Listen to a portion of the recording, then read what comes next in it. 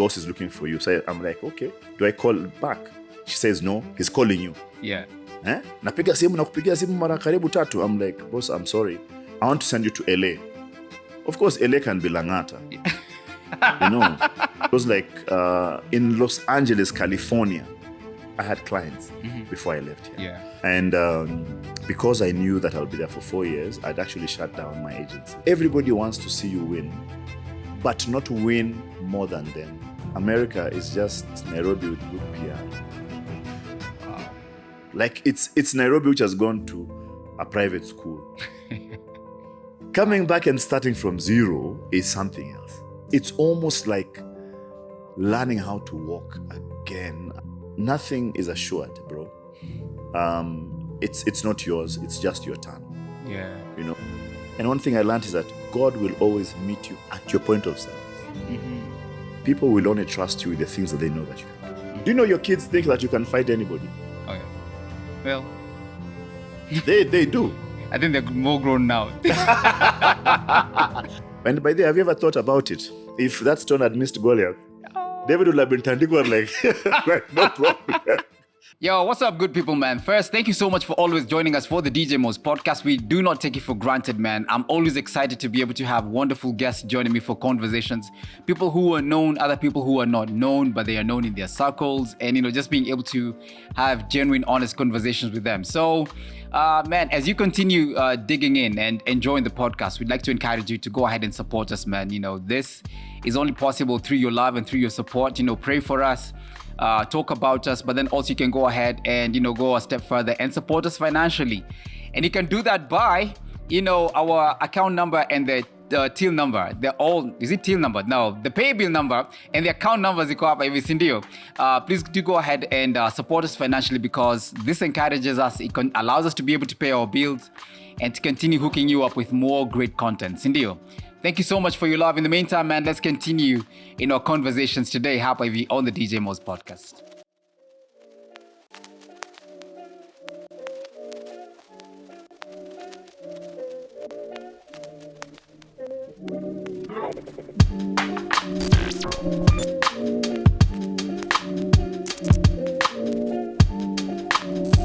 Karibu, man.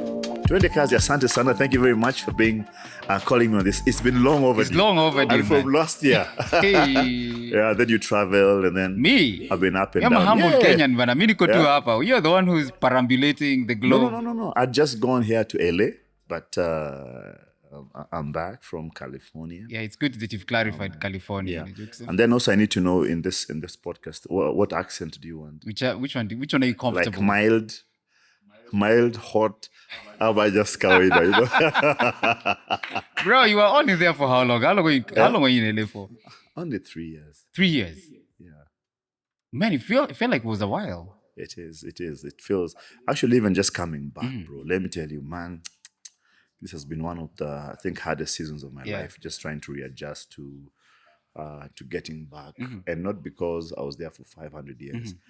And all of a sudden, I understand these guys who go Maju and then come back and then they can't fit in. Yeah.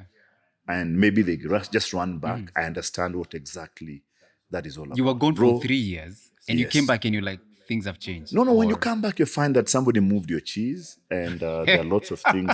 There are lots of things that that they have happened. Just ignore my people. You continue, man. No. Naweza chukua simu hapa kwa hii podcast. Maybe ni ya chapa. No, nimeona ndi jina ngine refu kama ya Mungu. Like Sabat, Ebenezer, Jaira. It's like that cannot be someone's name. How my God is called. So you're saying that so you were going for 3 years. Oh, so you never start. You just continue. Us guys are continuing with the vibe, man. Oh, okay. Do not worry, bro. So no, I thought kuna place utasema. Everything is live. Yeah. So for me, I think, bro, the whole thing has been coming back, and not that I was there for too or overly long, because I've met guys who've been there for 30 years, 20 years. Yeah. And just coming and finding that some things have moved, have shifted. Yeah. One of the things that has been really, really heavy was the whole idea of, I had clients before I left here. Yeah. And because I knew, by the way, this is the first interview I'm ever doing since I came back. Thanks, because I knew that I'll be there for 4 years, I'd actually shut down my agency. Yeah. So coming, and I'd sold everything. I'd given out the sound system. Yeah. I'd given out everything. Yeah. Everything. Back at the house stuff. Coming back and starting from zero is something else. Bro. Wow. It's almost like learning how to walk again after a while. Like there's some things which I'm doing right now. I'm like, but wait a minute, I've done this before. Yeah. I think I have this thing. Yeah. But just understanding that you no longer have it in your possession. So that has been really, really crazy. Yeah. And the possibility of you losing your step is really big. Now I understand when Will Smith said, in Get Jiggy With It, says, watch your step, you might fall trying to do what I just did. And I know what that is. You're seeing somebody doing something and you're trying to do it and it's not happening. You know, you're calling your clients and they're like, oh, no. But you remember the guy I used to work with is the guy who's serving us now. Oh, so they come with the biashara again. Yes, because you left your guy. Yeah. So the client took the guy because he trusts what the guy knows. Yeah. So the guy now is serving them and he's serving them well. Sometimes the guy even comes and tells you, Nani is doing a great job for us. And you're there like, wow. You know? Yeah, so there's that. And then, so there's the discovery process and reinvention. Yeah.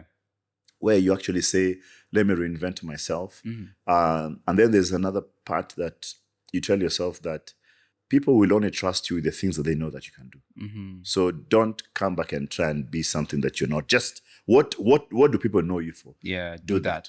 Like that will be a good way for you to actually walk in. How was it? I mean, so I think you've had transitions in like 2 ways. Yes. So you left Kenya. Yes. And you went to be an ambassador of Kenya representing in LA. Yes. So you had to readjust there as well. Yes. Or proper readjustment. How was that? Well, which version do you want? Yeah, on the raw deal. the raw version. So first of all, the whole thing of so I've never told this story before, but let me tell you. Yeah. So one day, I used to work at State House. So I've just come from work and I'm driving home. I'd borrowed someone's car. The windows were not even opening. Yeah. And it was hot. So I was driving home and I love sneaks. So I'd actually gotten the guy who was selling to me sneakers. I never knew him. To drive with me home. I was going to check in the house. Yeah. So as we're driving, my phone is ringing, but I can't pick because it's someone's moti. You just want to be careful. Yeah. So I reach the house and I check my phone and I see like about 5 missed calls. So one of them is a very familiar number. It's a State House number. Yeah. So I'm like, hey, someone was trying to call me from Jobo. I'm like, I'm used to that. So I call. They tell me the phone came from somewhere inside there. We don't know where. And then I call the next one. The next one, the person says, hey, wait, Ted, the boss was looking for you. How come you're not picking up your phone? But I have many bosses. So it's like, it can be any of the bosses, you know? Yeah. So I call the other one. When I call the other one, it's the president's secretary. She's like, well, listen, mbona uchukui simu? I'm like, I was driving. The guy saying, boss is looking for you. So I'm like, okay, do I call back? He says, he's called you with another number there. So do I call back? She says, no, he's calling you. Yeah. So cuts the phone. 1 minute, the phone. Now all this time I'm trying sneakers out so this guy gets out of my house. Yeah.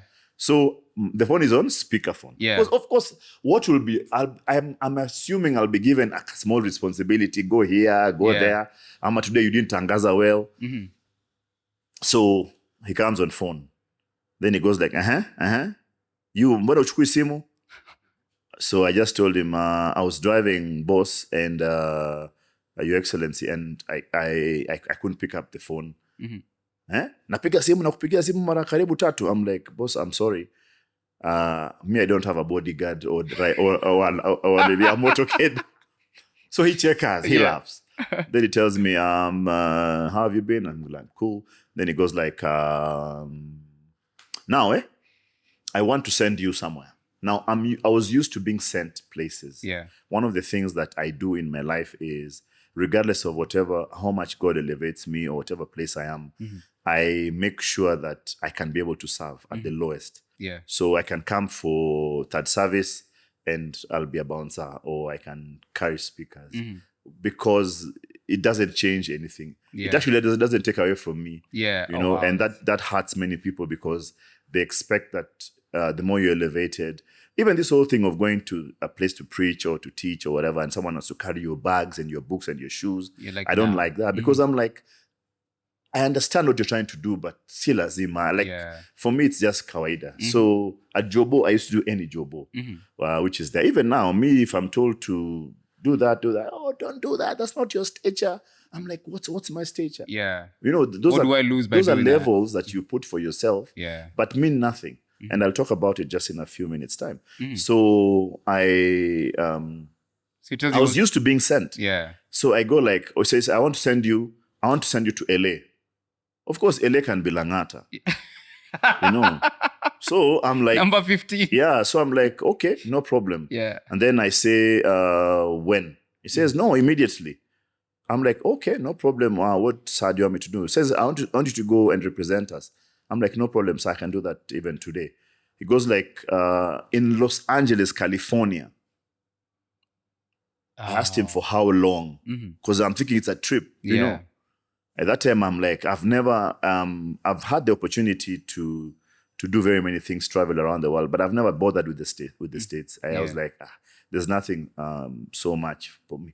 But maybe also is on that. Maybe the truth is that I'd given up the hope of, like, I'd not dreamt too far. I was like, when it comes, let it come, but I will not chase it. Yeah. I have a friend who was wanted to go abroad for like 500,000 times. Like, apply kila mahali, baka India kanyimwa visa. Oh, man. So I think the next place tunataka kupambana naye ingia ni Somalia. At least atoke Kenya. Avuke boda mahali. At least at least apige stamp kwa nini? Kwa passport. Yeah, although Somalia muski hakunanga cha stamp, unaingishwa tu awe ingia. They're happy to have you. Yeah, awe ingia, it's like backdoor. Like everybody at the like there's nobody here illegally. Everybody's like, hey, ingia, that side. Anyway, that's a dull joke. Yeah. So I say, okay, no problem. So I go like, what do I need to do? So he says, you'll be there, you'll be going to America, you'll be our ambassador, and but don't tell anybody. So I'm like, okay. Bro, he says, let me be the one to announce it, not you. So I say, okay, no problem. So how do we do this? So he says, I will talk. So we'll talk. Even before I ask anything, now, I'm shocked. Yeah. I'm like, I'm going to America. Oh my God, Mama, I made it. And not just going to... But that's not even the bigger part. Yeah. The bigger shock is the guy who is selling to me shoes. Because number one, he's had a voice he hears on TV, and he's hearing all these things live. Oh my God. Me being told I'm going to be an ambassador. Like, imagine being in the presence of a miracle. Like, you imagine those guys who used to see Jesus like raise the dead, and like being in that presence must be the most amazing thing. It's just like being in the presence of God and just seeing God move and guys coming to the knowledge of Christ. Is usually like, I don't know, for me it happens even now. And I've seen hundreds of guys coming. Like every day I'm just like, whoa. Like, I'm used to it. I know God is going to move, but when he moves, I'm always just like, wow. Yeah. You know? Yeah. I just spoke at a school the other day, and during the altar call, I said, just run to the front. And kids started running. Wow. In my head, I meant, guys, just hurry up. I didn't mean like run. But think about it. Someone is running to the knowledge of Christ. Yeah. It's like a miracle. So this guy is there. He's in shock. And he doesn't know what to do. Yeah. I even don't think I paid for the shoes. I think he left me like 3 or 4 pairs of sneaks. The guy was like, hey. So from that day, the guy started calling me, Your Excellency. He's my friend. Right now, he's one of my closest friends. He's called Moses. Moses, he's a basketball player for Umoja basketball. So that happens. And then, bro, the waiting period begins. Yeah, because he's told you that you're going to go. Done. This thing must have hit you like, you didn't expect it. I'd already cast my lot and accepted it. That listen, I might never stay in the state. I might go and visit one day, but I'm not going to cast my aspirations so high. Yeah. And this is, I think, the thing that happens with life and with God. That we have to contend with God's word. That if God tells you you'll be great, he's not joking. No. It wasn't trisex.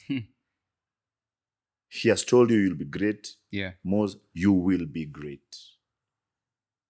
And it doesn't matter that if you had thought about it before, or had never thought about it, or had never even imagined. Yeah. Immediately God says that will be, then that is. Yeah. So one of the things that happened is that time I was getting married to my wife Sheila, and so we're planning. She gets a jobo. I tell her, you know what? The president has said that we're going stato, so you can't take this jobo. Oh wow. So she asks me something that we always ask whenever someone gives us a prophecy or a word from God. She asks me, do you have a letter? Do you have something I can see? Yeah. So you don't want me to take a job. You want me to believe this story you're giving me about the president? What if you've made it up? Yeah. I mean, here I have a real offer. Show, yeah. You're show telling me me yours. things. Yeah. You Yeah. Show me yours. Yeah. In my head, I'm like, the president called me. Yeah. I didn't record it. Yeah. He is the president. Like, what else can I have in it? Did she expect you to tell the Do I president? tell the president? Yeah. Will you write for me a note? Yeah. Or to me SMS or WhatsApp? Send me a WhatsApp saying what you're telling me. Yeah. He's the president. Yeah. And so we get into actually a very, very big fight. Anyway, fast forward, we land in Stato. First of all, you cannot just skip that story. Did she take up the job or did No, she didn't take the job. But Wow. in between that time and me getting on the plane, Yeah. the drama inside there was amazing with the powers that be. I was going to ask you because people in high places. I was going to say because not everyone was happy for you. Oh, bro, let me tell you something. One of the things that right now, as I was waiting for you to set up, I was listening to my friend. One of the people who God has sent me to hang out with is Kai Cairo.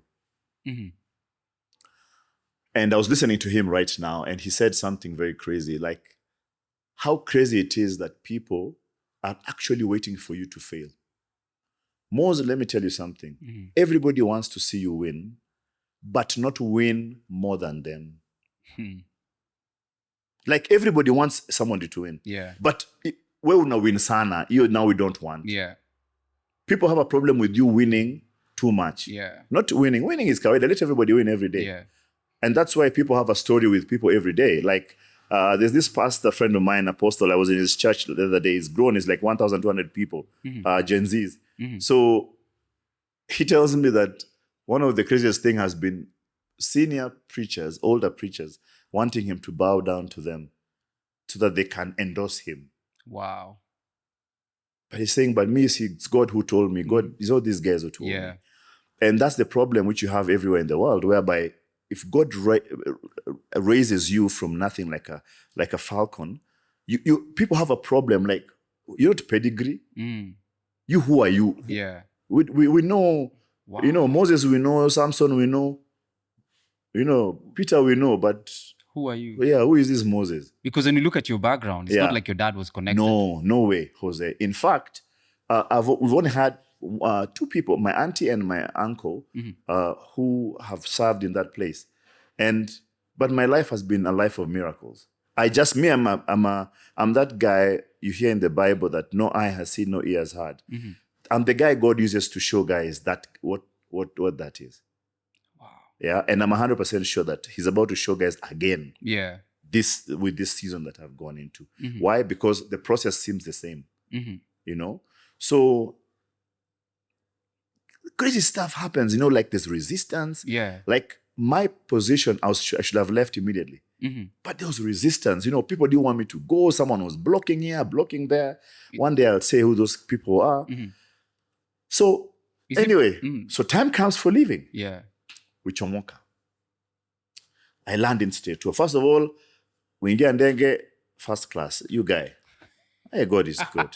Let me tell you, Moz, let's work hard. First class is nice. Wow. Hey, it's nice. It's traveling different. It's nice, my friend. It's nice. You know, you can easily get used to it. So anyway, we land in Stato. And something happens there. I will speak about it after 2 years. And then we land.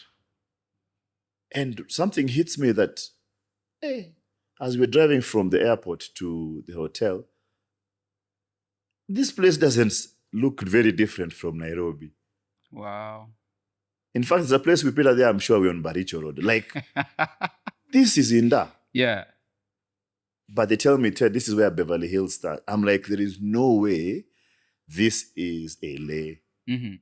Like, I'm a you guys, because I'm black, you've brought me through the gate. Through the ghetto, so that, yeah. So they tell you, oh, as a person, that's Compton.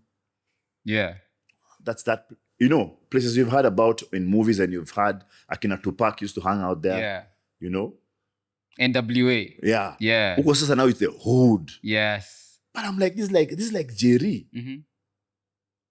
And it starts hitting me that America is just Nairobi with good PR. Wow. Like it's Nairobi which has gone to a private school. I'm serious. Yeah. Like I'm seeing struggles like we have here.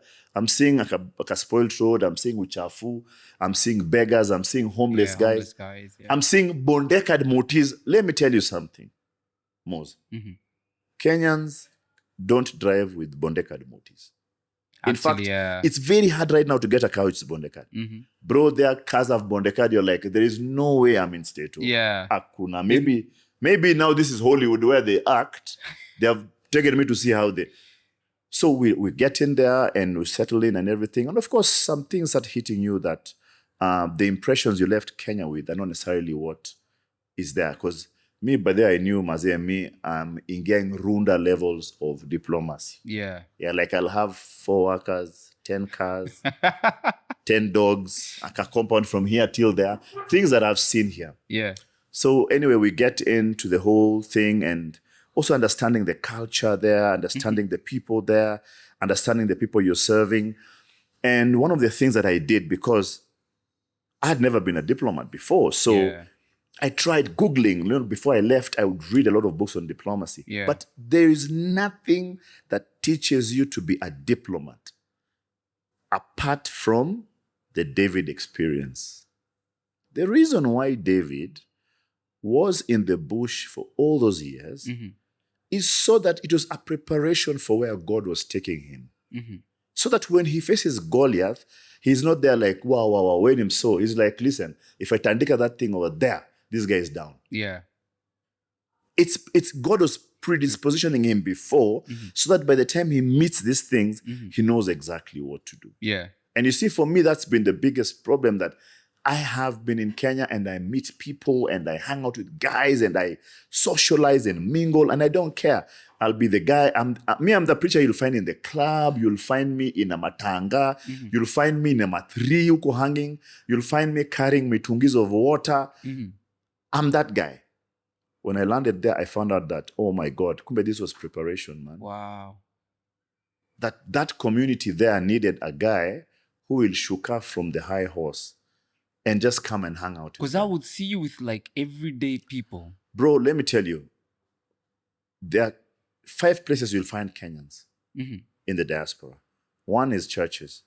Kenyans are still very rooted to the church. Yeah. So church is very important for them. 2 is funerals. Kenyans mourn together, and the community comes out because you see they've been there for 20 years, 15 years. You know this guy from Kitambo. 3 is rorashos, iteras, and things like that. Because people outside, they mingled in those things because now they become the wazee who they saw here. Yeah. And what I did is I'd gone there with all my traditional wear. So I'd go for those functions with like a stick, a walking stick. Yeah. Because mimi ni mzee wa kijiji. Yeah. And there was a symbolism and a joint, and then funerals. Funerals, I'd go to a guy who even nobody knows. As long as I hear a Kenyan has died, I will be at your funeral. And I'd been there till the evening. Because you've been sent there to serve people. Yeah. You're in a hurry to go where? Yeah. To play golf or to do what? So... do you want some coffee, by the way? Yeah. Black? White. With a snack. Okay. Do you have chapo? We have mandazi. Are they sweet? Very. All right, cool. They're good. Yeah. But how come they only Sugar, gave you... 1 sugar or not sugar? Why did they give you? Why did they give me what? They know how I like my coffee. Is it because I'm black? In fact, I'll tell you a story. I'll tell you a story. Anyway, so for me, that was preparation. So I get there, and the final one, bro, where you'll find people. And I think that's where the church fails. You'll find guys in the club. Yeah. Because they are Kenyans who have gotten there. They don't hang out with Kenyans. Never. I have people who the first time they have met Kenyans after 15, 10 years. Imagine. Yeah. What? So you get in there, a guy sees you with these bangles, they're like, you're Kenyan. Yeah, even me, I'm Kenyan. Yeah. I'm like, you don't look Kenyan. Says, me, I don't even know any Kenyan here. Wow. So what did I say? How can they not know Kenyans? Because you go and you fit in the cracks. You see, America is a very big country. Yeah. And when you get there, everybody minds their business. Guys are working 24 hours. Yeah. And then you create your own groups because they're not Kenyans everywhere. And then also some guys have had very bad experiences with the Kenyan community. So you come there and you do your own thing. And then also there are guys who've gone there and decided to adopt another life. Yeah. So they don't want the story for Kenya to be in their face. Yeah. So guys going to. So I land in there. So what I said, I started bringing the community together. I form a WhatsApp group. So I meet you, I put you in, I put you in, I put you in, I put you in. I go and find out that there are 97 Kenyans who work in Hollywood. Not only Lupita, Eddie Githegi, and Benjamin. They're like other guys in Hollywood. Editors, actors, colorists. Bro, I'm like, what? We have a whole industry. We can actually go and change Kenya. Yeah. I find there are Kenyans in high places.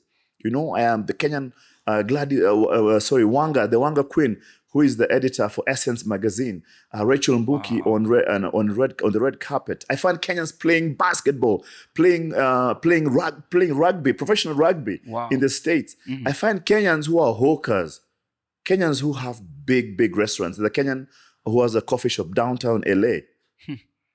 I'm like, what? Dude, we're everywhere. Yeah. I find Kenyans inventors who are in the system in Stato and they're quiet. There's a Kenyan who invented a system for solar. So half of the juvenile system in America is powered by solar. So their backup power, line 3 is solar. So it's generator and then solar. So the guy who runs that whole thing for the whole American is a Kenyan guy. What? The guy who designed the door for Tesla, which opens, Kenyan. No way. Yes. The one that opens like this? Yes. So you get there and find that all these guys. Now, I'm like, how come we don't have this data? Yeah. Why are we suffering as a country while we have Kenyans in specific places who we can draw from? And these guys are ready. Wow. I find Kenyan preachers. Like Lovi, I go there and to Lovi's church. Big, hey. I'm like, there is no way. And in the church, I find Kenyans who are serving there. I'm like, you guys are not in the system. Who knows about you? No one. Wow. I get there, I'm like, okay. I'm like, I want to meet Akon or one of these celebrities. I'm told, call Lovi. And they get telling me to call Lovi. It's like he's telling me to call someone who I have no idea about. They don't know that you've known Lovi since he was... So I'm there, meet RK, who is doing... Let me tell you something. RK is Mwanabuja, for those of you who do not know. Like, that is just a resort. I used to sit at his feet like every day. Wow. So you find all these Kenyans in great places. Mechanics, Kenyan mechanics. Nurses, teachers, stuntmen. Kenyan stuntmen. In Hollywood? In Hollywood. You find I found a Kenyan girl. She's married to one of the developers of the Xbox, the PlayStation. Yeah. Like, these guys are who designed the gaming system for PlayStation. I meet guys who tell me, I want to move to Kenya. I meet celebs. Kimbelembele there one day, I'm invited for this book launch because I met one of the richest black men in LA.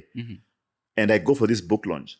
When I'm there, he tells me, so we sit in the exclusive club. Yeah. It's called the LA Club. We sit there and they say, you guys are only 30. Please, for the next few minutes, no removing your phone. So me, I'm like, hey, maybe it's just discipline. Yeah. These guys don't want guys to do mama WhatsApps here and things like that. Yeah. So 2 minutes, the door opens. Guess who walks in? Oprah. Tupac. I'm lying. No, I was like, Tupac died in 97, bro. Oprah Winfrey. Oh, so I was right. Oprah I was walks guessing, in. man. And No I'm like, way. she looks older, by the way. Yeah. She doesn't look like pimped the way she's on TV. Hey, I'm like, this is shosh. But you're told not to chukua your phone. So she comes to every table and says hi. Yeah. Hey, so I'm over there. I'm like, Maze, hey, of course, now, you can get now your own stories. Hey, Oprah, we watch you in Kenya. We love what you do and everything. I had an encounter with her later. But she goes to the front, says hi, and then she leaves. She says, we'll have lunch. So she leaves. Over lunch, she asks, so we seated me, because I'm brought, this is the ambassador from Kenya. You know Kenya in Africa? Something about Americans is that they don't know much about the rest of the world. No. So Oprah says, of course, about South Africa and everything. Yeah. And then they ask me a question. They ask me, what do you want from us? Of course, I want to start crying and give a bowl and say, oh, help us. Yeah. Kwanza, in fact, me have a rela in Kenya. They want to come to the States. Do you have a scholarship? I want to buy a whole studio. Do you want this? There are all those things which are running through my mind. But I say, what if I just flip the script and don't ask for anything? And I told them, you know what? I just want you guys to be my friends, and I want to be able to call you at will, so that in case my president ever comes here and he needs to meet with you guys, like we can always engage. Yeah. So, but then what do you really want? What's in it for you? They cannot. That's all. Yeah. Because guys are used to guys going there with a ball. Like they're waiting for you just to start saying, oh, idea, and that becomes the problem. Yeah. Yeah. Yeah, but one thing also I found out in Stato, like the service is so cool. Yo, where's my coffee, man? These guys they're getting you milk. Service here. It's like giving complicated things. Yeah, the service here, man. We need to fire the people in Stato today. Yeah, Their services. Stato service is on point. Welcome back home. You said 2 sugars? Yeah, 3. Sorry, man. Yeah, Give me 2.5. We don't have a problem with sugar in Mumias. Anyway, so I get into this thing where I say the best way for me to connect is to go to the community. Yeah. And why was I mentioning the church? There are people who will come for third service who never go to church. Yeah. You'll get guys of even other faiths and denominations who will feel easier for them to come to that particular place. And I believe the reason why Jesus used to go to these different places, and you can read in the Bible, and there's different locations and places, was because that's what it's outreach. That's why it's called outreach. Yeah. You actually step out of that comfort zone that you know, and you go out there to whatever. So there's no milk, I guess. Kunywa black for now. Your milk will come later. Milk slice. I would like to donate a cow to Kubamba. We have it on camera. A whole cow. We have it on camera. A dairy cow. So that you guys stop deciding. The last time... See if we'll kiss our neighbor has milk. Do you know the last time I couldn't have cold power? I was in high school. This is cold power. You got black coffee and we'll get you'll pack that thing for... anyway, we're still in school. Anyway, let me go on. The story is long. So just understanding that... And I remember sitting with RK and asking RK, I've never been a diplomat before. Mazi, help me. What do I do? Wow. And RK just told me, Ted, just be yourself. God has already equipped you with whatever you need. Yeah. And I'd been told that for so many times by my parents. My wife used to tell me every day, Ted, you're a diplomat. I'm like, how can I be a diplomat? I've never gone to school for this and everything. And hence my new conviction, Moz. For you to be a diplomat, I don't think you must have studied diplomacy. If really, really that's what makes it work, then the world will have had peace. Yeah. But the reason is that many people who are doing it as a course, but not as a calling, will always miss the mark. Yeah. And And there was a case which happened in Kenya where there's this guy who was being interviewed for diplomatic posting. And I've spoken about this before. And everybody laughed at the guy because he couldn't, that time I think he was confused. He didn't talk about GDP properly. He was being posted to one of the countries just the other day. To be honest, I believe maybe that guy would have made a better ambassador than many, many ambassadors we have. Because we need to start looking at the heart. Yeah. What is your calling? Yeah. What is this thing that you want? It's like politics. We've put a degree and I don't know what course as a benchmark. And then the guys going in there have everything, but cannot lead. Yeah. Because the integrity is lacking. Character is an issue. They cannot go to where people are, you know? So guys complain, oh, I've never seen my MP, I've never seen my MCA. Because the guy was just jumping a hurdle. Yeah. After he's jumped, what else does he need? Yeah. He doesn't need anything. Yeah. He's done, you know? And so I get there and I jump into the community and I start now just gelling the community. So on Sundays, I'd be speaking in a church. Sato, I'll be in an Aurora show, a funeral, or whatever. During the week, I'd be visiting businesses for Kenyans, like a garage, a salon. I visit guys at work if their bosses can allow. Yeah. Just for the guy to be happy. One of the things I also did was I used to go to court. And I remember once I flew all the way to Seattle, 4 hours away, to this court session of a young Kenyan boy who had been accused of molesting a small Kenyan girl, and I'll speak to it later. And I was very, very sad because it was a framed up charge, but the law is very, very strong in America on such matters. America is just Kenya with good PR and an adherence to systems and processes. Others, the rest, trust me, we are struggling the same with everything. They just have systems and processes. Yeah. And those things work. They work, you know? So it doesn't mean that there are guys who don't want to steal. They steal. But they just know if you're caught, you'll have a problem. There'll be a It consequence. doesn't mean that there are no policemen who take bribes. They do. But it just means that the policemen now, it's reduced because if they take a bribe, they lose their pension. And it means that if you lose your pension, you don't get to live your life after you work. So guys would rather protect your pension and not take a bribe than take a bribe and then lose on your pension. Yeah. Also, there are places like Japan where people value their name. That a guy would commit suicide because his name was mentioned in a scandal or resign, but not leave and have his name messed Tarnished. up. Yeah. So it's just guys respect different things. So I get into the community more and I start really, really getting involved with just building the community. So the first time I remember my friend telling me, Ted, you know what? We're not used to this. So we shall push you back. We're not used to ambassadors coming very, very close to us. So don't worry if we push you back. It's not that we don't love you. We just don't trust you. Oh, wow. We don't know what you're here for. So at the beginning, guys thought, oh, Gava sent this guy to come and spy on us. And that guy, that time, of course, I was supporting the president. Yeah. So the current president. So I was pushing the agenda. So they're like, hey, this guy has been sent here to come and angalia on us. So people in the diaspora are very skeptical. Yeah. And that's another thing which I thought as government we have to do is just do a charm offensive with these people. So went in and just gave it what I could. And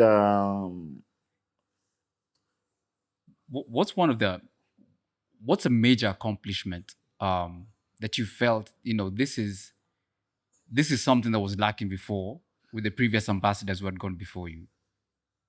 And you're like, I thank God that I had the opportunity to be able to serve here. Community. I can assure you, Moz, I don't want to use that line. I always say, if somebody ever uses the line that I don't mean to be rude, They are going to be. they're just about to rarua a very rude thing on you. So I don't mean to blow my horn. But I think that community was one thing that I invested my life in. Okay. And that's who you are, though. Yeah, and I think they tell me it's never happened before. And even the guy who came after me, I remember one day telling him that don't try and do that because you may not. People will judge you with me if you do that. Yeah. But you see, if you choose something else like business or whatever, Yeah. then they can't judge you because we're not tuned on the same level. So that's one of the things I think I did. I think I represented Kenya well. I was able to bring the Kenyans closer to the government, where guys actually understood what Gava is all about. Let me make a controversial statement. I don't believe that government sits down every morning and go like, we want to disfranchise these Kenyans today. Like, how do we rob them? Yeah. You know, I don't think so. I think the thought usually is, how do we do this thing? In the process, other things fall off the wagon. Yeah. But I always believe that anything you see Gava doing, there is it started well. You know, like the Bible says, it started off in the spirit, but it ends up in the flesh. So many times I think that's what happens, that it's actually a good idea. Yeah. Like, what is the problem with this? And one of the things I keep saying is maybe the problem is communication. Maybe it's we don't communicate well as government. We don't tell people what we want to do.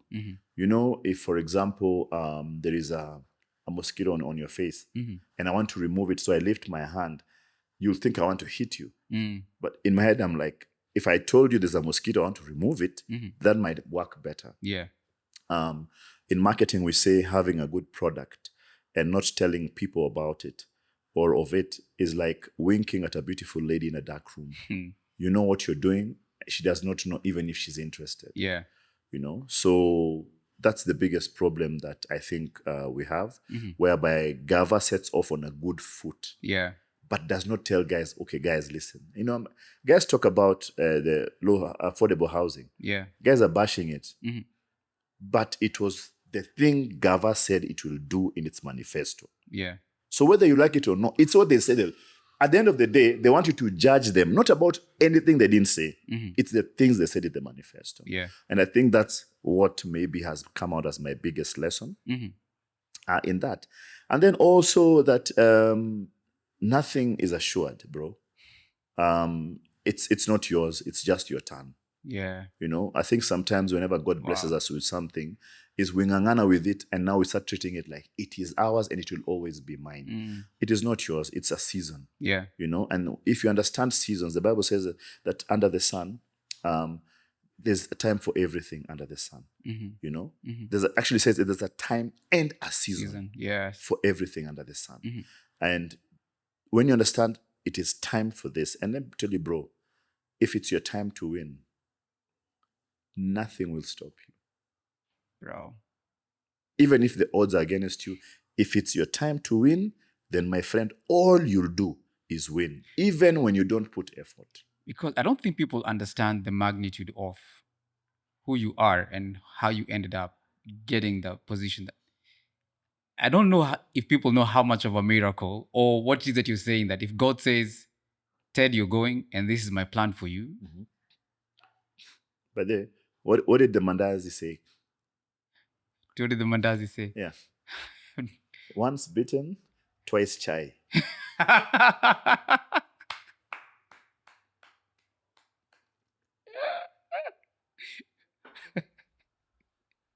Karibu mandazi na chai yetu, na kahawa yetu. I've never taken coffee without milk. Oh my God. I'm suffering out here. Welcome back home. I don't think people understand. Moz, David did not set out to go to the battlefield to be king. No. It was not even in his mind. He was actually out with mangombes and things. Yeah. But God appointed that time. It's not in David's time. And then the crazy thing is that David, because had not been conditioned to these things of the earth, went to face Goliath without fear. Yeah. So he wasn't going there to fight him. He was going there to serve. And one thing I learned is that God will always meet you at your point of service. He had taken food to his brothers. Yeah. And as he's hanging around there, he hears the SWAT team of that time. Because if you know you're going to fight Goliath, they Yeah. brought the best guys. Yeah. So now this is the SWAT team, the elite team, SEAL Team 6. But he finds them in a circle discussing Goliath and what Goliath can do to them. Yeah. And that's the problem of hanging around losers, that you'll always discuss about other people. You'll always tell people more about your problem than the solutions. Yeah. And these days, whenever I pray and I tell people to pray, I tell guys, now we are changing it. Now we're going to tell our problems about our God. And that's why the Bible says that enter his gates with thanksgiving and with praise. That praise is actually telling your problem about your God. Not always going to tell God, hey, God, you know, God, you know. It's the other way around. My God is so big, so strong, and so mighty. There is nothing my God cannot do. That's what you're going to tell your problems. Yeah. And you'll find that the more you do that, you change your perspective. Yeah. Now your thought is, I'm actually really big. Do you know your kids think that you can fight anybody? Oh, yeah. Well, They do. I think they're more grown now. No, they know you can't fight your wife. Yeah. The wife, they're like, hapo anaweza pigwa. Lakini other guys, they can. And I think that's the thing. So David goes to meet Goliath. And when he's there, he's wondering, why are you guys shocked? See, you pick up the guy there, tandika his head there. And maybe stand tell those guys, and those guys are saying, you don't have an idea. Yeah. But you see, God has been working this guy in the bush. He's been raruaing bears there and by. And lions. Oh, and by the way, I don't think he only killed one bear. Yeah. I think he had tandika like 3 or 4. One had chased him because it missed and everything. And by the way, have you ever thought about it? If that stone had missed Goliath, David would have been tandika like no problem. David will have get 3 steps Goliath. David and his boys will have received the beating of their lives. Unatupia nani mawe? Yeah. Unatupia nani mawe? David will have been tandikwa, but God had to honor his word. Yeah. That's why the stone did not miss Moz. Because God had to honor his word. And that's a prophecy that as long as God has said it, the stone cannot miss. Because his word, the Bible says that he has elevated his word above everything else. Yeah. His name. Yeah. Hiyo tu jina yake ndo anaangalia. So when God says that, Ted, you will be this, it is not based on your ability. It is not based on who you know. He has said it, and it is already imprinted into time. You know, yesterday at the Bible study, I was talking to the young guys at the Cake Bible study, and so the whole theme was, I know a guy. You know how for us as Kenyans, we always know a guy. Yeah. You know, for you to get anything done, you Ted, who do you know? Then Ted will be like, Moz, don't worry, I know a guy. You know, I know a guy. So as you say this, I'm like, my whole point, what I was telling guys yesterday was, the guy we should all know, the guy who's unstoppable, the guy who can do all things is none other than Jesus Christ. That's the guy you need to know. Because when he says he's going to do something, bro, his word is his bond, as you said. It doesn't matter, man, who tries to stand in your way. Basically, what they're doing is they're trying to fight against God, bana. And woe to that person. Number one, you won't win. No. Number two, it's not because of who I am, but it's because of who you are.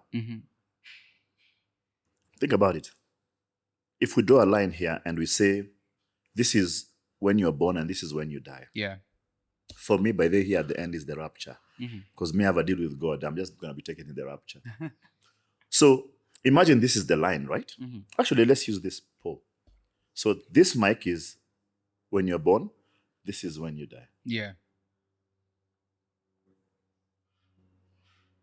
Not in this point, but actually, this is when you're born. This is when you die. Because we know that you shall live eternity. So it means this is eternity. Yeah. So it means your focus is actually on here, while your focus should be on here. That's why we are told to invest in God, so that this one is God. Yeah. Because this is the only one you. But that's not the point. The point is when you're born, when you die. And then God says he is the Alpha and the Omega, which means God is at the beginning and he's at the end. Moz, it means God is standing at the end of your life, watching you walk, coming towards him. Wow. Which means that God, because human beings, we measure this when we call it what? Time. Moz, it means God is time. Moz, God is actually time. Like time is measured with God. And yet he dwells. Which means that if God is the Alpha and Omega, and which means God is time, it means during your life, he can actually bring you out of time into time. Like he decides time. Yeah. He decides times and seasons. So he decides that season of winning is now.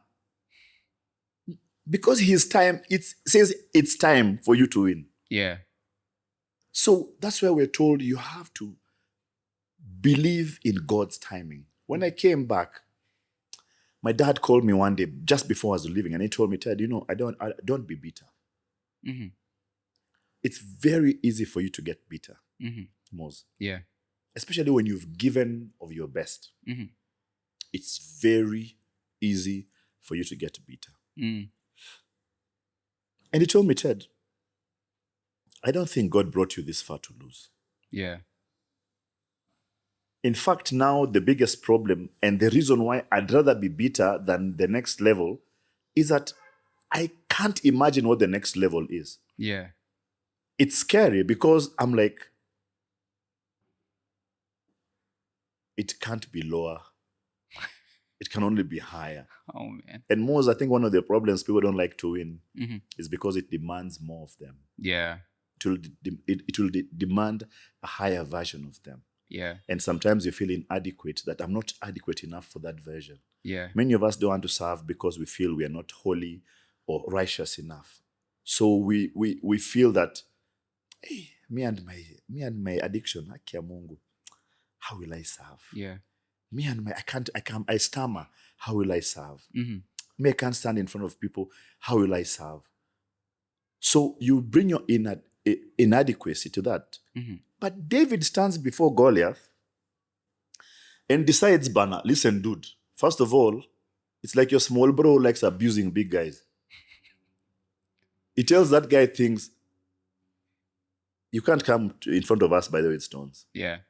Imagine what his bros are telling him. Wait, chorea, bana. That guy is bad, bana. Yeah. Wait, chorea, bana. Cheki mazee akona masword. Wait, Yeah. we'll be beaten here for no reason. Yeah. Like we're already trying to negotiate. You're spoiling this thing. But David says, Yeah. the same God. Me, I've dealt with bears and with lions. I've pursued a lion. I'm going to deal with you. So coming to anything in our lives with the boldness that God gives us and understanding that God will make a way. Yeah. I'm now in a place of Maze, just God will make a way, Moz. And when it happens so well that even now I'm relearning just to have deeper faith in God. Yeah. Because, going and coming back, Moz, nini reduces kidogo, kiburi pia kidogo ina reduce, but also the heshima which people give you reduces. So the guys who don't know what God has in plan for you will, of course, give you, so I was told that, Ted, even some of your pals were discussing you when it was mentioned, and it was a happy thing on the table. That people actually laughed and said, let him come back. Yeah, well, of course. Bro, I go to places and I can hear guys talk and say, Siula alijifanya alikuwa ambassador wa State Home. Wow. Other guys thought I'd give visas. Now, let me tell you something. The embassies in Kenya and consulates, we don't give visas for other countries. We can't even my own sister didn't come to State Home. My brother didn't come to State Home. My best friends didn't come to State Home with me. Yeah.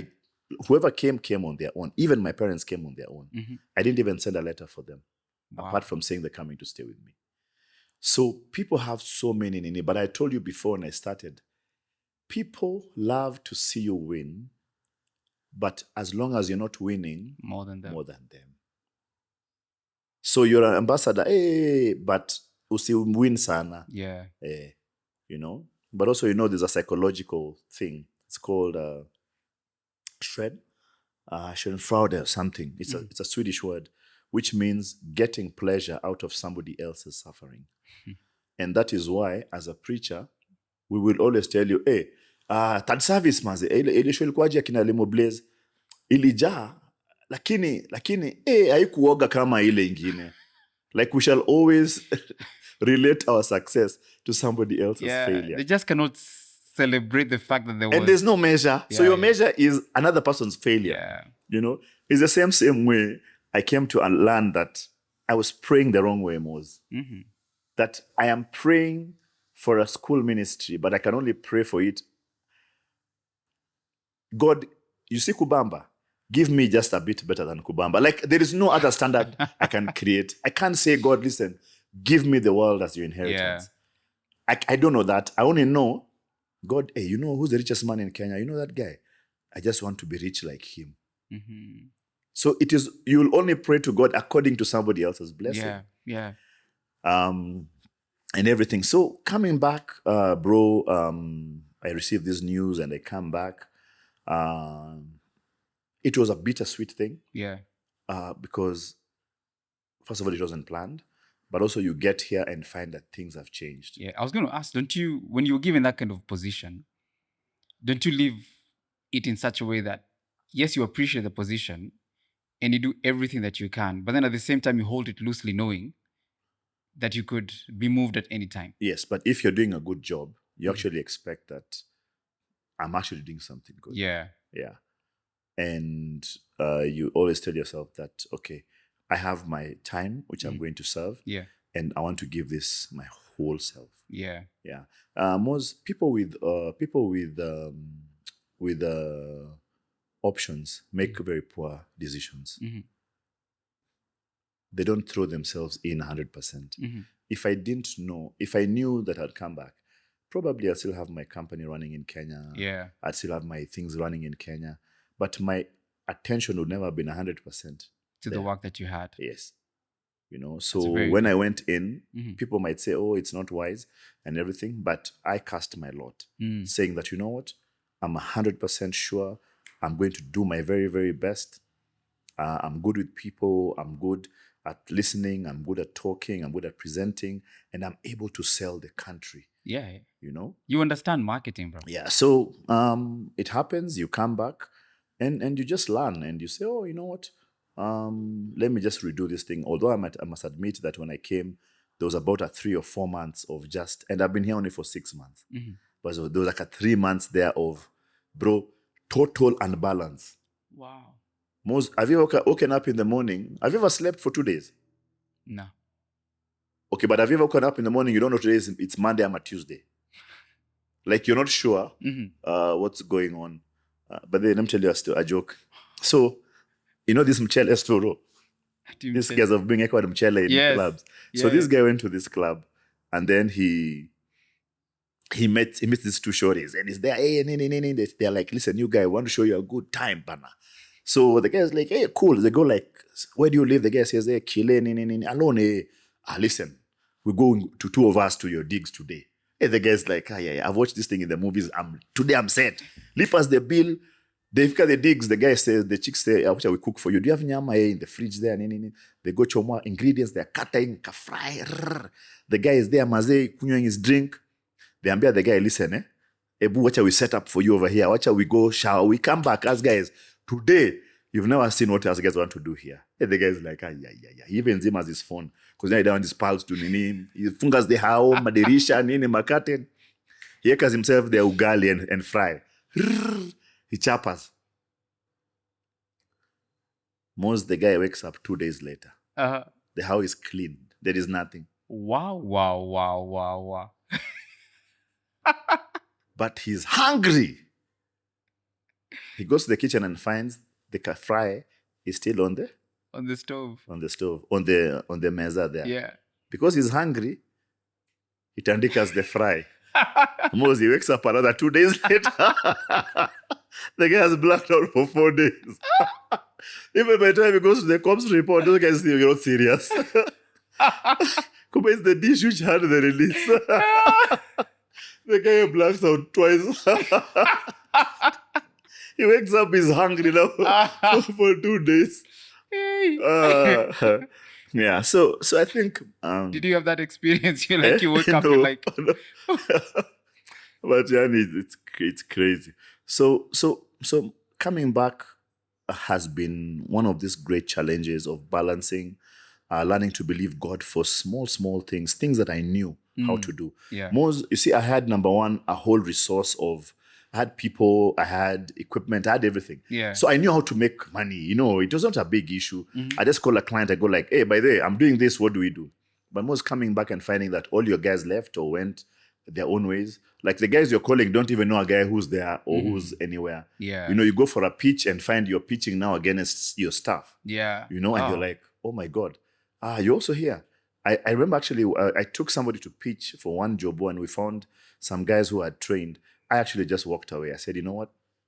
The mind they will put on that table is actually my mind. Yeah. So I wouldn't do this. Yeah. You know, and everything. And you also might also look at them and be like, these are my kids. Yeah. You know, what are they cool at this one, you know, and everything. MCing and sometimes I'm broke. I want something. I can't MC because the guy says, hey, wait till we can't afford you. In my heart, I'm like, well, you can afford Bana, you guy. You can afford Bana. Yeah. I tell you, we only have 100,000. I'm like, dude, I'm taking 50. I can do 2 gigs for you, with that song, But you have that thing, and but also God is teaching me how to step out of pride, and ask for help when I need help, seek help when I need help. I also actively started even therapy, speaking to a counselor on various things that I'm going through, so that I'm just very aware of everything. Sometimes I think you bolden up and you straighten yourself up, but that's not what you need to do. That's the place you just need to go and ask, hey, what am I doing wrong? Again, will tell you, you know what, this is what you're doing wrong, or this is the mistake you're making. Mentorship. What I did, I looked for 2-3 other guys who had also been in my position, high-level government, change, and they're no longer over there. And just to find out, how do these guys manage the change? How do they manage the transition? How do they make it different? And then also just saying, you know what, God has given me this opportunity. There is no way He elevated me that high so that I come and just be. There must be a reason. And when that happens, you come and say that, you know what, I'll just serve God. So with the little time that I have, I'm in different churches, I'm in different places. I just speak about God on some of my platforms. I still write, I still post about God. My friends were having a concert, P Unit. I'm like, oh no, I'll come. So I go to their concert at the Mass House, go backstage. People are there, drinks, many guys are doing their own things. Many guys are there, celebrities. And I call everybody, I go like, guys, listen, I came here to pray for my friends. And I tell them, just come to the front, hold hands, let's pray. And 3 days later, I receive a text from one top celebrity who says, thank you for coming out to the show, but thank you for praying. Wow. I hope, can you pray for me too? So in my head, I'm like, if I defined me, I'm the holiest of holiest, I'll never do these things and heed to God's calling for that particular unction to pray. So there's this person who wants to connect with God, but will not because I feel I'm too good for them. So that's the kind of situations you're finding yourself in. You're finding yourself where you question, what does God really want right now? Sometimes it's despair. You're like, I might just move to Shags. Have you gotten there? Yeah. And by the way, let me tell you, Shags actually looks like a very good option right now. Yeah. Very, very good option. I might follow my friend Amani to Diani, but Shags looks like that option. Naivasha, Nakuru. So let me tell you, I think many guys from the diaspora, when they come to Kenya and they move to Shags, it's not because of nimeishiwa or you were in this idea. It is more of we now understand that systems can work without you being in the city. Yeah. You know, my friend Amani tells me, "Oh, Ted, if you need me in Nairobi, just give me a day's notice." Or if you tell me today, tomorrow morning, I'll take the flight, I'll be there in 1 hour. It's like he shows up here, does meetings with us, and then in the evening you see him on a boat on the river huko in Diani going to where with his dog. Yeah. You know, and sometimes all you want is peace. Yeah. Yeah. I moved a bit out of where I used to stay because I'm like, there's nothing apart from just the makelele and action, which sometimes you're like, you know what, you step out of and you're like, si lazima. Yeah. You know, Yeah. and maybe it's also age, but there are many things that come around that, your process of thinking and creativity, and saying that I would like to stay away from too much distraction, just so that you can focus for the next season. Yeah. Yeah. And one of the things I appreciate about you is that in your journey of life, even when you have been, maybe as we would normally say, or many people would say, mse yuko karibu na Mungu vile, you know, that I think God has been a very consistent factor in your life. Even when things have not necessarily gone according to plan, like according to your plan, you know. And I remember you and I having conversations, you know, like you used to come and support us at the K Crew Bible study when you used to meet at Mamlaka. Yeah. And you know, would have deep conversations about, like, tell me, I think God is calling you to the space of ministry. Yeah. You know, and I don't even think guys know this, you know, but Ted is the one who carried me during my wedding. Yeah. You know, with the nice limau. In a nice man. And I'm so happy to see the right up here. Yeah. Yeah, but like God has been such a even Cabernet, you also use it for Caberret's wedding. Yes. Yeah. Yes. Yeah. That God has been such a constant factor in your life.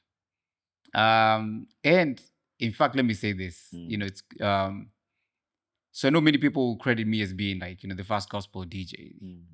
But when I came to become a Christian, well, I was not in the Christian circles for a long time. Like I never used to go to church for a long time. And so, but when I became a Christian and getting into it, and then later now when I finally got to meet you and got to learn that in the 90s, you guys used to do gospel gigs. Yeah. We used to DJ then. I think most, so of course, I want to credit my folks, my dad. He's now a bishop and everything. But most, I think, I have learned to live in the realization of the time that you're in, and understand that God has never left me. And most, that's such a humbling thing. You know, it's like when you're going through a hard time, most people leave because it's seasons. Yeah. You know, and people are there for different seasons. And when that happens, most, you actually realize that this guy is still there. In fact, sometimes you want to tell them, you just go where you want to go, but the person still stays with you. Yeah. Like, even in my darkest of days, most, God has never left me. And that's why some people most look like they're winning and winning and winning, even when they're not meant to be winning. Because they just understand this thing which they have with God. And for me, all this time has just been that thing of, yes, I know the call is there on my life. And me, I just succumbed. Even when I came back, I said, you know what, God, it's okay. I don't know what you are trying to teach me. Yeah. But while I'm waiting, this is what I'll do. You know? I don't know if you've watched, what's his name? There's a movie, Fireproof. The guy's called who? Robert Walla. That's the song is called While I'm Waiting. Amazing song. It says, while I'm waiting, I will serve you. While I'm waiting, I will give my life to you. While I'm waiting, I'll do all these things. Like, while I'm waiting for you to come through here, me, I'll just serve. Yeah. You know?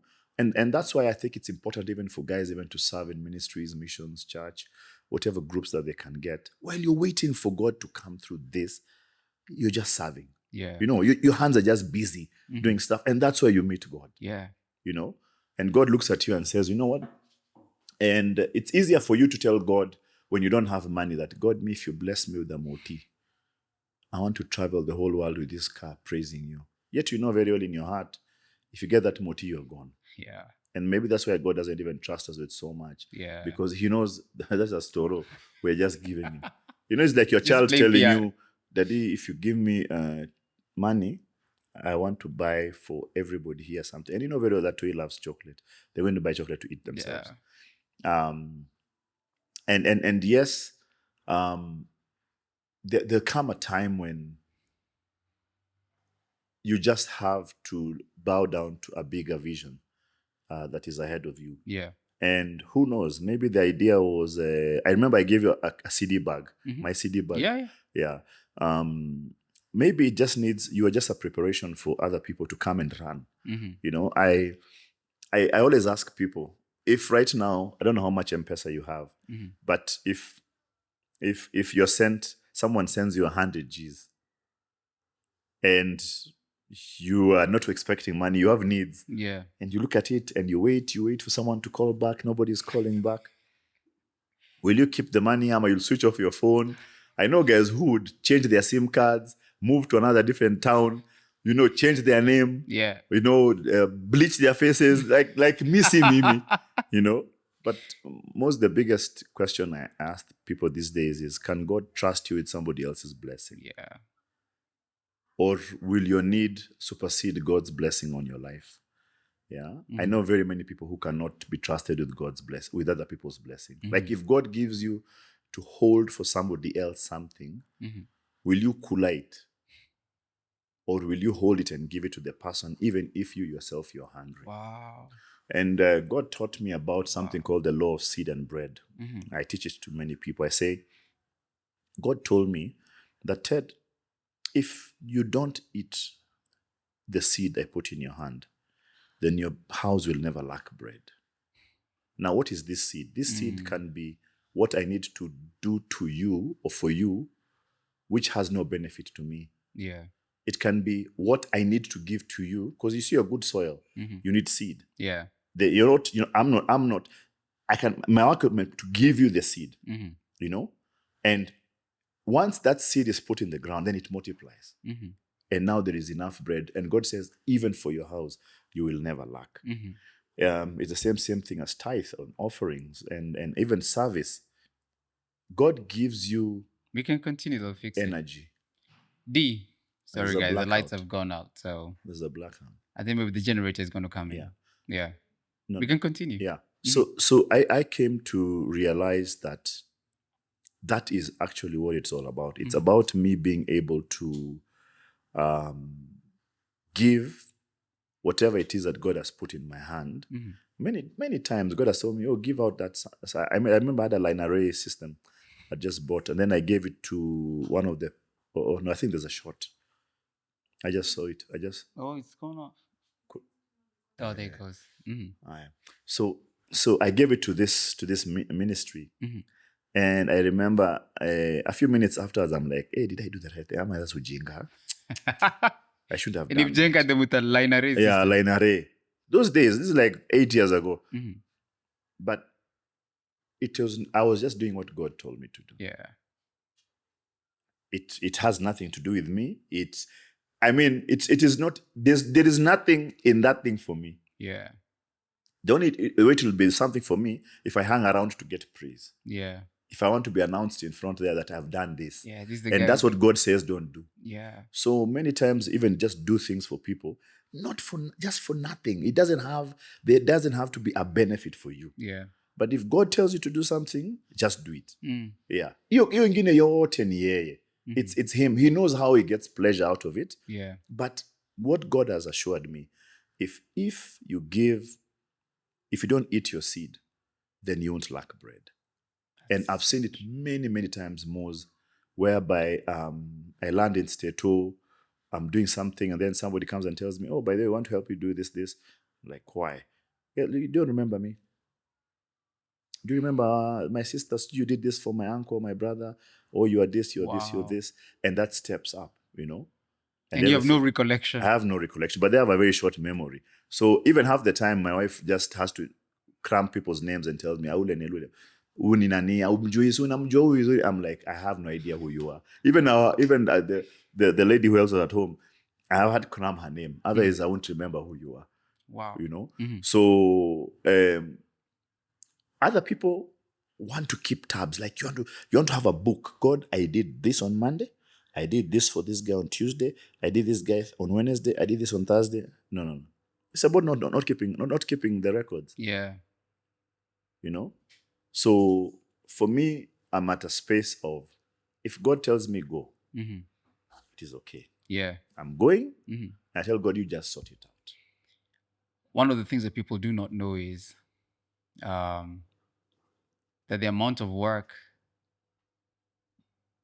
that you had to do, the amount of service that you had to do behind the scenes, without even being known or even receiving any recognition, probably even no pay, working in some of these offices. So even by the time you get to the place where you're being given the position of go and represent us as the ambassador, the amount of service that you'd also done, like you're saying, even without desiring to be noticed.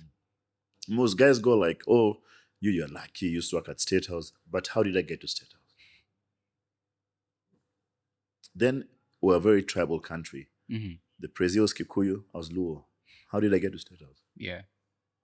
That even till now, guys still think I'm a Kikuyu. Wow. Why? But when I was on the roadshow tracks, nobody saw. When I was almost being killed in political rallies, because guys are throwing stones and you can't leave the truck there and the PA, so you have to hide under the truck, nobody saw. When you're traveling overnight to go to different places, nobody saw anything. Wow. Moz, the work we've put into this modern gospel scene in Kenya, when there was no award, when there was nothing which people would give you, because even the guys who would give you are also looking. Yeah. You know, nobody saw. And I wrote a post the other day because I remember the last Groove Awards, my group and I, our rap community, we received the Lifetime Achievement Awards because we were the first rap group in Kenya.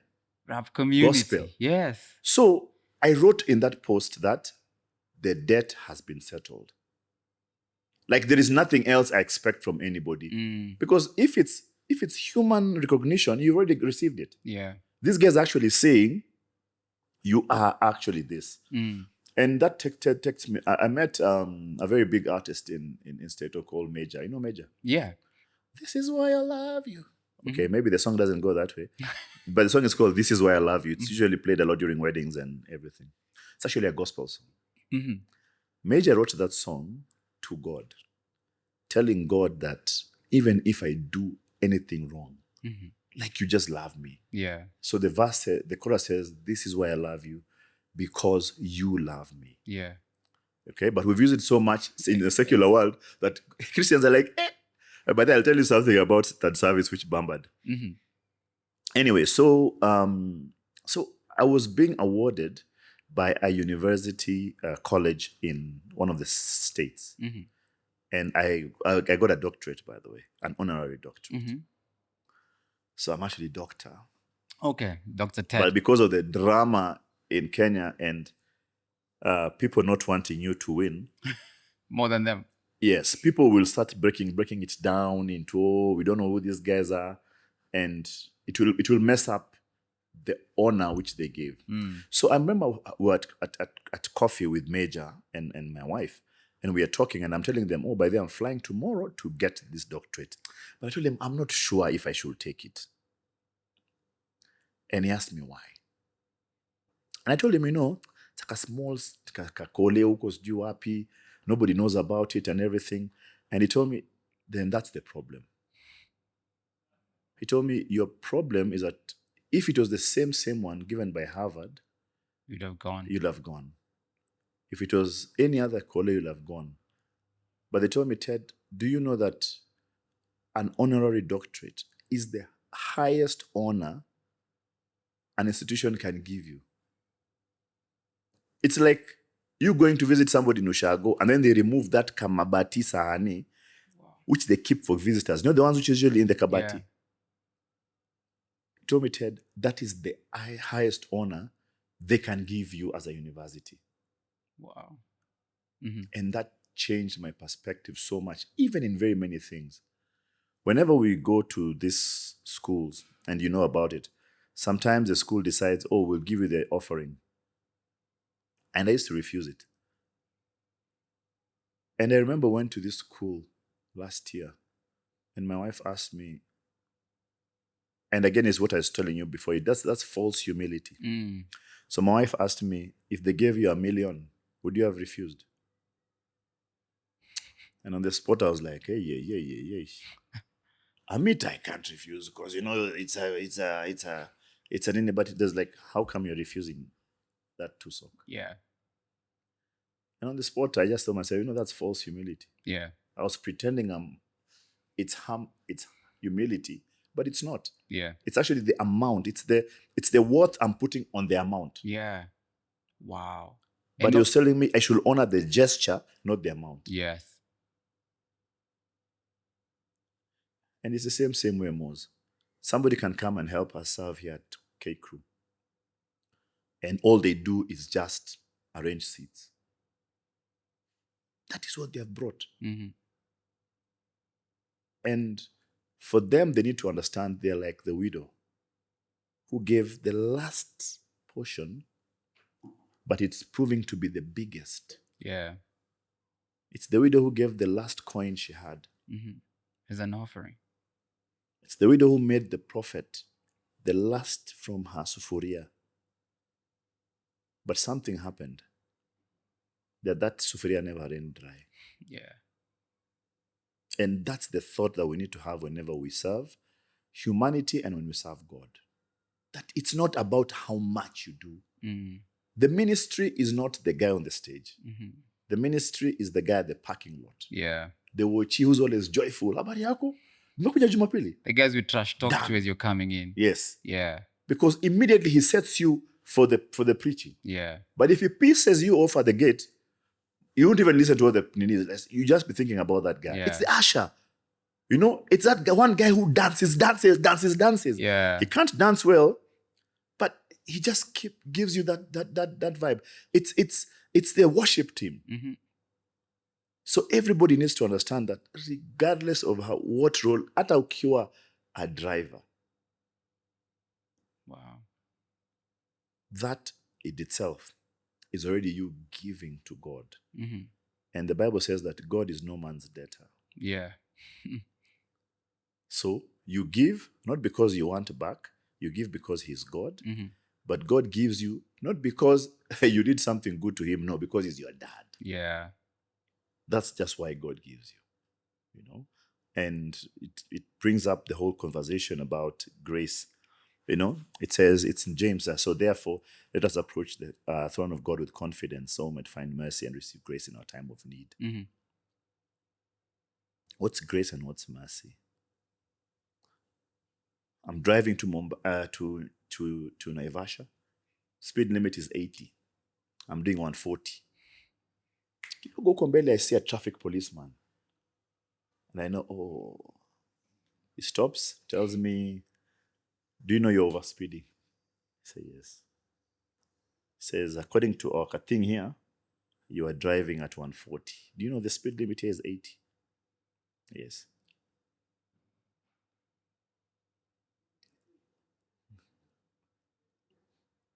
Tells me, I will forgive you.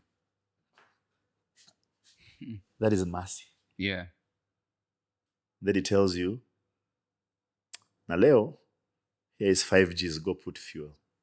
That is grace. Wow. You don't deserve it. You've broken the law. He's forgiven you, plus now he's giving you. Wow. And the problem, Moz, is we are more scared of God's love than God's wrath. Do you know why? Because you know you deserve the wrath. Yeah.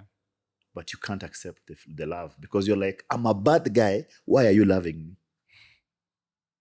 Why? Yeah. It's like some of us, me and you, who are very beautiful wives. And we can't understand why they chose us and they accepted us. Well, there were other more handsome jamas. Yeah.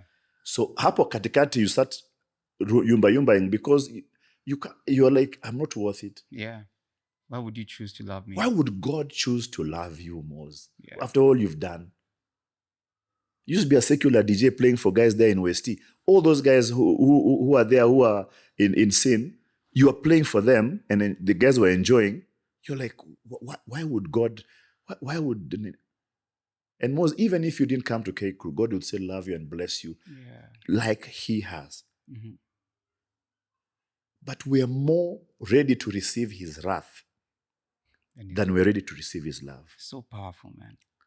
Because in your head you think, I deserve to be turned equal. Yeah.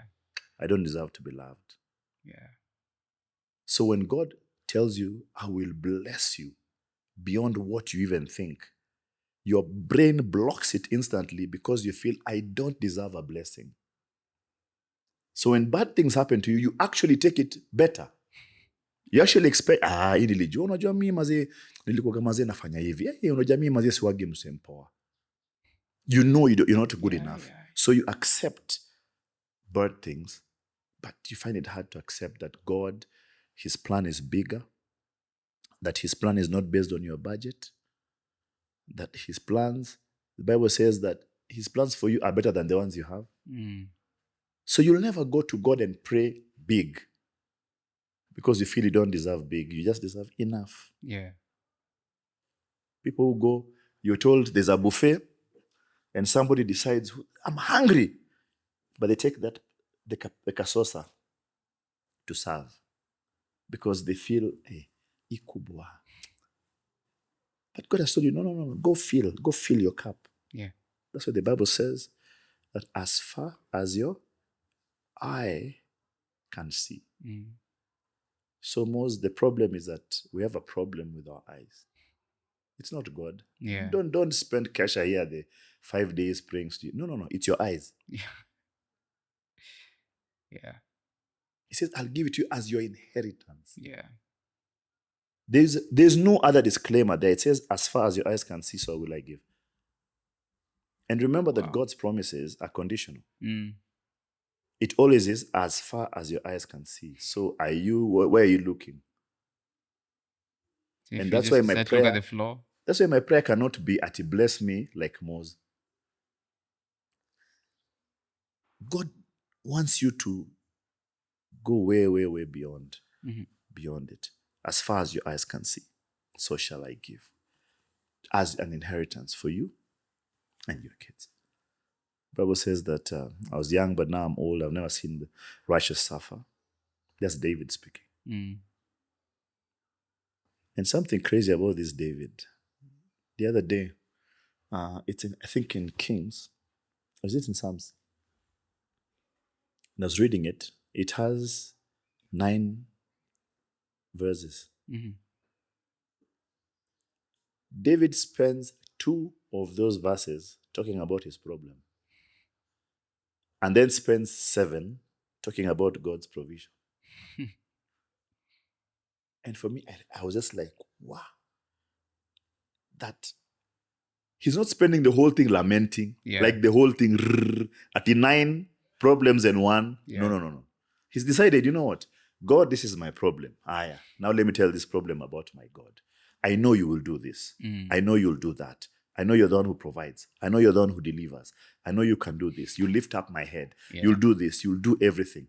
And why is he lifting up his head? Because he's embarrassed. He is in a place of shame. And that's my prayer. That even now that I am not in that job, that God lifts up my head. So you can look at everybody eye to eye. Yeah. Yo, what's up? We'll be back after this break. So there's something that you've said that's very important. That's I mean, you've said many deep things, that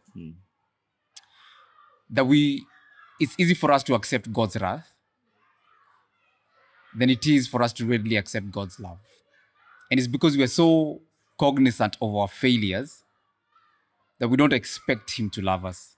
Actually, we're more cognizant of the punishment of our failures. Yes. Than we are of that's the love that is given to us without anything. Wow.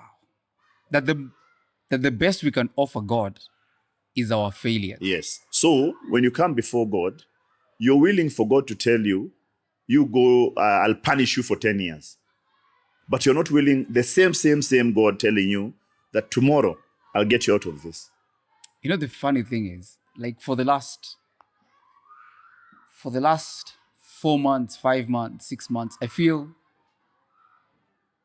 like God has done something for me I don't deserve. I feel I don't deserve it. Like I'm like, no. But what can I ever do for him to love me more? I don't think there's anything you can do for God to love you more. Like there is no top up. No. You know, I'm so used to. So when I was growing up, I went to Bible school, part of when I grew up, and I tried doing that to show my dad that I'm now a good guy. Yeah. He didn't need that. You're already his son. It doesn't add anything to him. Like, you know, and that's why I think we're afraid of God's love. Yeah. That you almost look at God loving you as a streak. It's like a winning streak. You know how guys, you have like Arsenal. Yeah. They won 7-1, juicy. So now, if they win, it'll be like, lakini sioni kitu ikiendelea sana. You know, like already you're like, these guys cannot. Yeah. And that's the area that I think we need to learn to trust. I mean, the Bible says that God rejoices when his children prosper. Yeah. Surely it means me and you, Moz. Like, surely. Yeah. It can't be just Jungus or Mexican. I'm involved in that thing. Is it because sometimes we feel like you're so used to getting raw deals, or how we have been used to being treated by our parents, where for every bad thing you do, there's a consequence. There's a consequence. Yeah. There's a consequence. So we expect God to treat us the same way. And you transfer it, and worse off is you know, it's like I used to hear about some ladies who are in very abusive relationships, and they used to feel like they deserve it. Yeah. So you want to be punished. And sometimes self-sabotage is actually you punishing yourself. Yeah. So that you just want. And many people who are wretched, and let me tell you, Moz, one of the reasons, Maze, why ministry has to change from what guys do is because some people are in these places, not because they actually want to. Is that wanajaribu kujiumiza so that they feel the pain, wanajua wamefanya kitu mbaya. Yeah. Unaona? So you want it to hurt you. You want to cut your, you want it to pain. But when God tells you, like, I forgive you, you bado una hawezi ni forgive too evil. Nishikie basi nikuwa na beef na mimi basi. Yeah. Nikasirikie. Yeah. Like usitikie tu ati hapana. Because we can't accept that God just loves us. Wow. And God is saying, listen, me, I love you regardless of what you do. He says, listen, there'll be a consequence to what you've done. Yeah. Because that one is what the law have said. Yeah. But I love you. Yeah. Yeah. You know? That's incredible. It's something that I keep on saying that I just need to learn how to take God at his word. If it's faith, I need to know God means what he says. He wasn't trying to joke with me, asking me, will you not? No. He just says, listen, you believe. And bro, I'm seeing God moving in my life. I'm seeing God moving in my consultancy, my business. I'm seeing God doing things that I don't take for granted anymore. Yeah. And bro, let me tell you, I'm not joking with those things anymore. No. No. Me, I'm just a guy right now, very simple. I know he's about to blow it up. Yeah. But before he does it, I'm making sure that I see these small things. You know, very you like a bulb workers thing. I don't know if you ever walked in the night and you've seen like a firefly. Yeah. It's not like a floodlight, but it works and tells you, I'm still here. I'm still here. Then you don't see it, then it comes. I'm still here. Yeah. So you're like, there are fireflies here. Then we are good. Yeah. Yeah. So I want to say thank you so much for joining me for the podcast I today, appreciate man. it. I appreciate it. There's a lot more. Thank you. This Thank is you part so one. much. Bring it on. Next time, call me. I'll come through. Now, And, part two, yeah. we will go deeper now. Heavy. Because, this one we focused on the transitions, like from here to LA and your experience and back and the transitions, what that looks like. Yes. And I also want to say thank you so much for being candid and vulnerable, man. Yes, thank you. And, also sharing with us such nuggets of truth. Like, hey, bro. Yeah. This has been a good season for podcasting for me. Like, the guests, have been such gems. I think it's time. It's just time. Yeah. It's time. God's perfect time. But before I'm going to hook you up with a coffee because Wende is here. Yeah. Jenga umsina kahawa maze. Asifikiria maze kuwa. So is this where like to a humble shop? you kwanza? Is this like a shop? It is a coffee shop. Oh. Yeah, okay. it's called like Wende. a commercial coffee shop. Mm-hmm. Okay. So it's proper coffee, man. Okay. I think for me it's the best coffee I've had. Oh, all right. And I drink a lot of coffee. I'll try that. So before I go to Starbucks, this is the place. But I don't even think Starbucks is good. Bro, they fade in comparison. Man. Let me tell you. Yeah. You know, it's the hype. When I came back, I remember when I came back last year in November for a holiday. Uh-huh.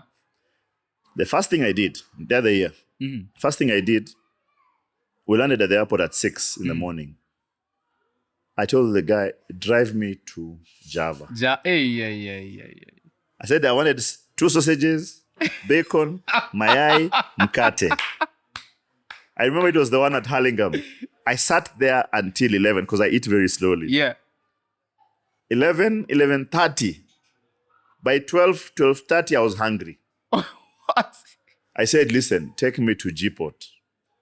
I went there and ordered a big fish. I said, let me with big fish with garlic. Things you've By missed. then, my bags are still in the moti. I ate. I called my pals. I sat there with them until 3:34, 5. What? You've not gone home? I haven't gone home. I don't even know where I'm staying. And then I told them, now take me to the barber shop. I went to the barber shop. Kinyozi kipara. Nini, uko massage. Yeah, I was just like, what? They're washing back up my head. And then I didn't cut I hadn't been cut properly, like this kipara one for Kenya. Hey, I was just ready. After I was ready to go, I was like, But before I go home, I said, Acha ipitia. Please call Al-Fajiri. I have nundu. You have what? Nundu. What's nundu? You know nundu? No. Hamp. This hamp. It's good. Moz. Moz, I'm gonna say, are you gonna be in the office that day? Yeah. I'm sending you some nundu. Nundu. Moz. And ugali. A hot ugali.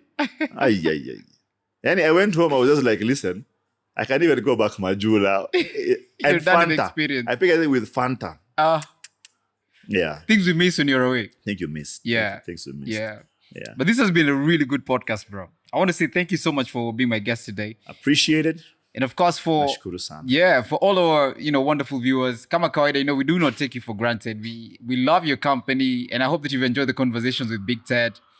And you need to follow Ted on his socials because this guy drops such gems on everyday issues. Yeah, Team D2D. Team D2D. Just like that. The letter D. Team, yes, the letter D. The number 2, then a D. There it goes. Yeah, Team Dare to Dream. On IG. Yeah. Is it the same on everywhere? At a Facebook. Facebook and X. If you just do that, Team D2D should pop up. Yeah. Big Ted, Thomas Big Ted Kwaka. Or you can also check out my blog on WordPress. Mm-hmm. So it's teamd2d.wordpress. Yeah, there it goes. And go and read. I'm sure you'll get things there which will help your life. I've done it for 21 years, so there's enough. Are you still doing it? No, I took a break. I took a break a bit. Yeah. I found out that at some point with writers, then you start repeating. Yeah. So it's the same thing you wrote like 5 years ago, which sometimes is rema. Yeah. But sometimes it's just you not connecting properly with what you're meant to deal with. And I have material for maybe about 3 books. And you can also, Mazego, angalia, please. Iko na shule. Show kwa kamera tafadhali kwa sababu ulikuwa na madharau sana Mazego. Pale nilikuwa asubuhi walijaribu kujenga hii kitu ikakataa. Ikajenga kitu ila kama miraa. Wacha nitenanire. Ebu umsali kwa naongea vibaya hapa hivi ati Tangu akuje Kenya hajaipatiwa Buda. kahawa ya black. Nimepatiwa kitu kingine hapa. Ilikuwa ni kama maisha. Ilikuwa ni nimezusha. Nimeshoa sasa siwezi kunywa nini. Cheki sasa. Ilikuwa kukaribisha. Sasa hii nini iko na budget. Hili kipindi iko na budget. Taste it so you give. Ni moto. Upete na testimony ni moto. Si moto. Ushaonja. Buda umeonja hii. Naona hii madini hapa hivi ila leaf moja. Haiko sawa Buda. Is it legit? Iko sawa. Hii ni mocha. Sio ni kahawa tu. Na chocolate. Buda iko top. I told you, man. I told you. Isa ina need mandazi kama 2. Bro, I'll also introduce you to some samosas. So there's the hump? And then there's samosas. It's how happy sasa. Another guy is making them up a Woodley, man. Hey. Na niliambiwa, I was warned 2 weeks ago. Ukikula hizi vitu, utakuwa, bro, every day napiti. Hata saa hii, napiti hapo, I'm gonna send you samosa. Please do. Bro, they're legit. If you don't love them, ndaambia jamaa sikiza, I met one guy. Kama sasa najua wife yangu, lazima nipeleke. Wife yangu by then napenda sausage. In effect ya maju. Sausage za Kenya. Mitungo. The maize. Hakuna mitungo huko. Ni ukweli bana, hakuna boiled maize. So tulienda another day kwa market nyingine, nikaona jamaa nikajua bas tumegeta mitungo. Nikamwambia ule jamaa sikiza. Make for me too. Nikamwambia wife yangu niko na nini? Hebu ndio hii. Nikamwambia hebu piga nini? Pigwe brush. Status size. Bro, tulikula hiyo mitungo ilikuwa mbaya. It was sweet corn. Ilikuwa mbaya. Yeah, you cannot compare. Tulizitupa kwa dustbin nyingine hapo kama tunaishia jo. You cannot compare. Mutungo ni mutungo. Mutungo ni mutungo. Unajua lazima ikuwe na hiyo ugumu, ni kama maisha ni ngumu. Ikukumbushe maisha yako. Yeah. And everything. Anyway, guys, thank you so much for joining us for the podcast. We love you. Absolutely love you. And please go ahead, like, subscribe, share. Go ahead and lay some comments up, AV. We do love to hear from you and also get to read your comments. Share this with your loved ones, but even more so, your enemies, because you need to keep your enemies close and you need to love your enemies and those who persecute you. Sindio? And we love you guys. Peace and God bless. Thanks, bro.